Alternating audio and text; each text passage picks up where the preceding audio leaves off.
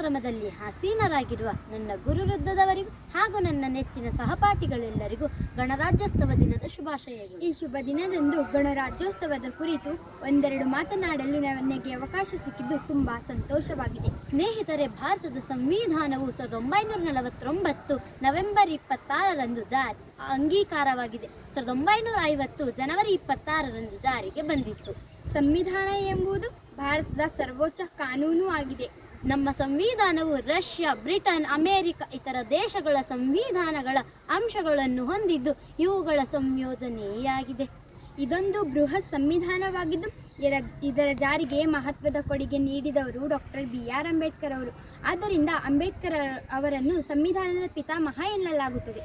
ಮುಟ್ಟಿಸಿಕೊಳ್ಳದವನಾಗಿ ಹುಟ್ಟಿದ ನೀನು ಅಪ್ಪಿಕೊಳ್ಳುವಂತವನಾದೆ, ಸಮಾನತೆಗಾಗಿ ಹೋರಾಡದ ನೀನು ಅಸಾಮಾನ್ಯನಾದೆ, ಕತ್ತಲೆಯ ರೂಪದಲ್ಲಿ ಬೆಳೆದ ನೀನು ಇಡೀ ಸಮಾಜದ ಆಶಾಕಿರಣವಾದೆ.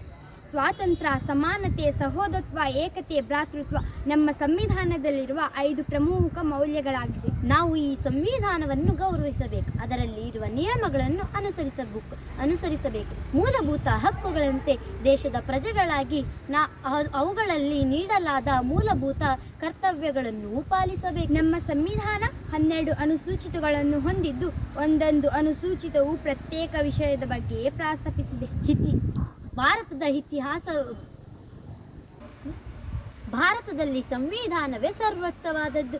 ನಮ್ಮ ಸಂವಿಧಾನದ ಮೂಲಭೂತ ಆಶಯಗಳು, ಸಿದ್ಧಾಂತಗಳನ್ನು ಸಾರಾಂಶ ರೂಪದಲ್ಲಿ ತಿಳಿಸುವ ಪೀಠಿಕೆಯನ್ನು ಸಂವಿಧಾನ ಪ್ರಸ್ತಾವನೆ ಎಂದು ಕರೆಯಲಾಗುತ್ತದೆ. ನಾವೆಲ್ಲರೂ ಸಂವಿಧಾನವನ್ನು ಸರಿಯಾದ ರೀತಿಯಲ್ಲಿ ಅರ್ಥೈಸಿ ಅದರಂತೆ ನಡೆದುಕೊಂಡರೆ ಕೆಲವೇ ವರ್ಷಗಳಲ್ಲಿ ನಮ್ಮ ಸಮಸ್ಯೆಗಳನ್ನು ಪರಿಹರಿಸಿಕೊಳ್ಳಬಹುದು ಮತ್ತು ಸವಾಲುಗಳನ್ನು ಹಿಮ್ಮೆಟ್ಟಿಸಬಹುದು. ಇತಿಹಾಸವನ್ನು ಮರೆತವರು ಇತಿಹಾಸವನ್ನು ಸೃಷ್ಟಿಸಲಾರರು ಎಂಬ ಬಾಬಾ ಸಾಹೇಬ್ ಅಂಬೇಡ್ಕರ್ ಹೇಳಿದ ಮಾತುಗಳು ಇಂದಿಗೂ ಸಾರ್ವಕಾಲಿಕ ಸತ್ಯವಾದದ್ದು.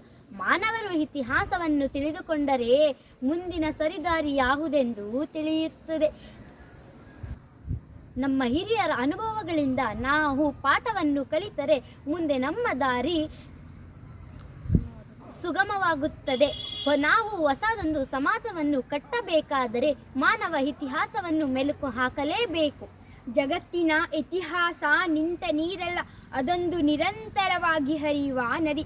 ಇತಿಹಾಸವನ್ನು ವಿಭಜಿಸಲಾಗದು. ನಮ್ಮಂತಹ ಸಾಮಾನ್ಯ ಜನರು ಸುಲಭವಾಗಿ ಅರ್ಥ ಮಾಡಲೆಂದು ಇತಿಹಾಸಕಾರರು ಭಾರತವನ್ನು ವಿಂಗಡಿಸಿದ್ದಾರೆ. ಧನ್ಯವಾದ. ಜೈ ಹಿಂದ್.